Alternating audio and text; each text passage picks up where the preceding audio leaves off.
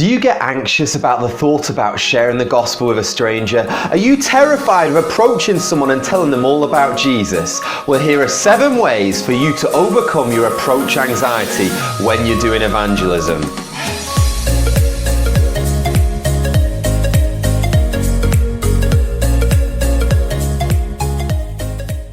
Number 1. Practice makes perfect. When I was 18 years old, I became a Christian.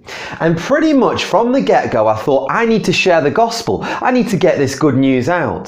So I joined an outreach team with Vinnie Commons, the man that you often see on my YouTube channel. And he went out every single Saturday and shared the gospel. So I joined him. Now, I didn't start open air preaching straight away. I started just sharing my faith with the people who'd stop in the open airs. But I'll tell you, when I knew an open air was coming, as I woke up in the morning, I was covered in sweat. My hands were cold and clammy, and I'd be so sweaty and nervous because I was terrified about sharing the gospel. My friend Johnny would wake up and he'd throw up near enough. He'd feel sick, and we were terrified. But now, 8 years on now, it's not as hard anymore. Evangelism is a little bit like weight training. The more you lift weights, the more you get stronger. That muscle grows. And I'm not saying I don't get nervous anymore, but I'm telling you that my faith has grown and my confidence has grown in sharing the gospel with other people. So for those of you who are watching this now and you're sort of procrastinating and thinking I'm too shy, the more you put it off, the harder it's going to be. So why not today go out and share the gospel, get the message out, and then you'll find the more you do it, the stronger you get at it, until you become like a Ray Comfort or a George Whitfield. Number 2, the 5-second rule. Now, I like this rule best, and this is probably what I use more than anything to get myself out there and sharing the gospel. I don't know if you have ever jumped into a body of water before, like the sea or a river or a lake, and you've jumped off a cliff. And if you stand on the edge of the cliff and you start thinking, oh, I'm a bit scared about this, I need to just sort of give myself a chance to get used to it. The more you think about it, what happens? The harder it becomes, doesn't it? But instead, if you just go 1, 2, 3 or 5, 4, 3, 2, 1 and then whoosh, jump into it, it's much easier to do, isn't it? And that's the same principle you need to apply when it comes to evangelism. So you see that young man at school and he's eating lunch on his own and you think, should I go and join him? 5, 4, 3, 2, 1. You're over there. Hello, what's your name? And before you know it, you get into a gospel conversation. Or you're at church and there's a new man or a new woman and they're sat in the corner and no one's talking to them yet at church and they're sat on their own and you think, should I go and speak to them? 5, 4, 3, 2, 1. You go in there. Hello. My name's Joe, what's your name? It's great to have you here today. What did you think of the message, And you get into these conversations and you can apply it, and this is where I apply it the most, is on the streets, where I see someone on a bench, someone sitting down, and I think I need to share the gospel. 5, 4, 3, 2, 1. Hello, you look busy there today, don't you? Would you mind if I sat next to you? Number 3, take a friend. The best training, some of the best training I ever had in learning how to be an evangelist was when I was at university.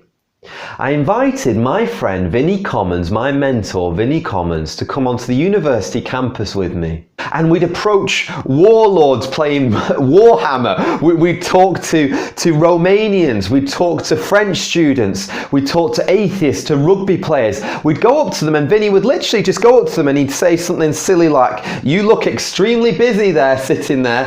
Do you mind if we have a chat with you? And then he'd say, listen, we're Christians. What do you think about the Christian faith? But what he would do is he'd say this, okay, Joe, I'll speak to the first 3 and then you take the next one.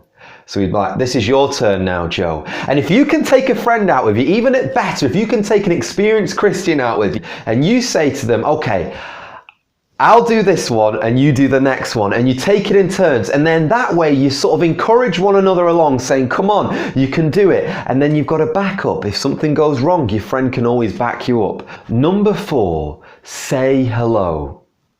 Now I know Some of you might be extremely nervous people, and some of you have said to me, you've said, Joe, I'm just so shy. I'm just crippled with anxiety when I talk to people, and I can't even speak to people at school. I'm just such a shy person. If you're a shy person, think about this.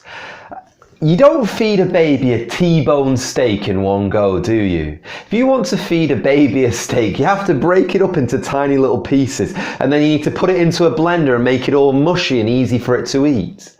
It's the same with you guys, okay? You can't walk before you can crawl.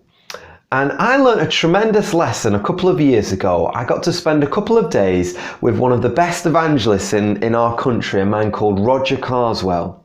And I noticed something that Roger did every time we went for a walk. So we'd go for a walk and we'd be chatting along, and then an old man would walk past and he'd say, hello. Or an old lady would walk past, good afternoon, nice to see you. And every single person that went by, he'd either smile or show some kind of interactive. And what you'll find is if you do this all of the time, if you start saying hello to people, soon you'll find yourself in more of a chatty mood. You get into more of a conversational mood, and it becomes easier to talk to people. And sometimes you just have to say hello and a person draws you into a conversation. So try that. Try this little tip today, and I'm sure it'll change your life a little bit more, and you'll get more confident about speaking to strangers. Number 5, the greatest motivation, the greatest reason why I share the gospel with strangers is number 5. Picture that person, that soul, that precious soul in front of you, picture them in hell. Sometimes when I'm standing in a queue and I'm queuing up to get petrol, and I know I'm going to try and give a Christian leaflet, and there's people behind me and there's people in front, and I just know this is going to look so weird when I say, could I give you a Christian leaflet? I'm a Christian. I start getting nervous and I hate it. But then I just think, look at that soul. What will they be crying out in hell? They'll be screaming out, why didn't someone warn me of these flames? It's a bit like this. You're in a burning building in a massive tower block, and you're running out to try and escape from this building. But as you run down the tower block, there's a person walking up to the top of the stairs towards danger. What kind of a man, what kind of a woman would you be if you didn't warn them and say, get out, this building's on fire? And if they did go all the way up to the very top of the tower block, what are the first words they're going to scream? They're going to scream out, why didn't someone warn me of this danger? And that's what we should all do. There are millions upon billions of souls that are going to be in hell for all of eternity, and just giving them a tract, just sharing the gospel, their eternity could hang on it from you sharing the gospel. So you must get this message out. You must get all of this self-focus, this comfort, this ease where we just want to be comfortable and not crucify ourselves. We need to get the gospel out, and we need to share it with sinners who need this hope.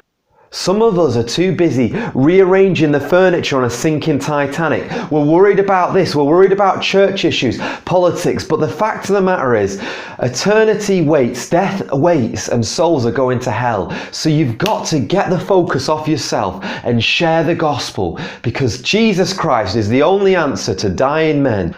Number 6. Pray. The Bible says you have not because you ask not. If you pray for an opportunity for God to put someone in your path to share the gospel with, just be very careful, because He will give you those opportunities. Whether it's on a plane, whether it's on a bus, whether it's walking to school, God will give you opportunities. So pray to Him, Lord, lead me to a sinner today and teach me just what to say. Number 7, get crucified. Jesus said, take up your cross, not your cushion.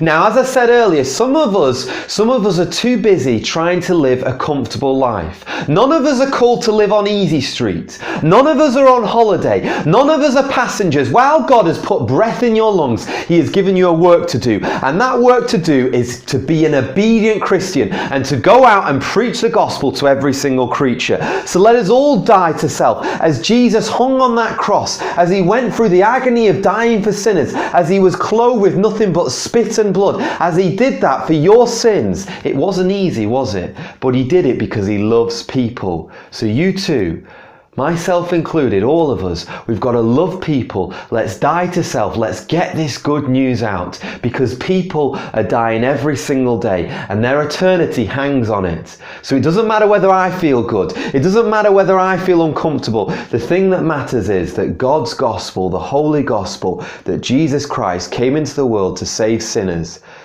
that message needs to get out. How shall they hear unless they have a preacher to preach the message of the gospel to them? So if you're anxious, if you're nervous, if you're a shy person, please don't worry. God can still use you. If you're like Gideon and you're saying, but I'm of the least of the clans, God can still use you. Just be obedient and get his gospel out and he will use you. May God richly bless you all. Thank you for watching. Please share the video if you feel it would help others, and please subscribe if you haven't done already. May God bless you all.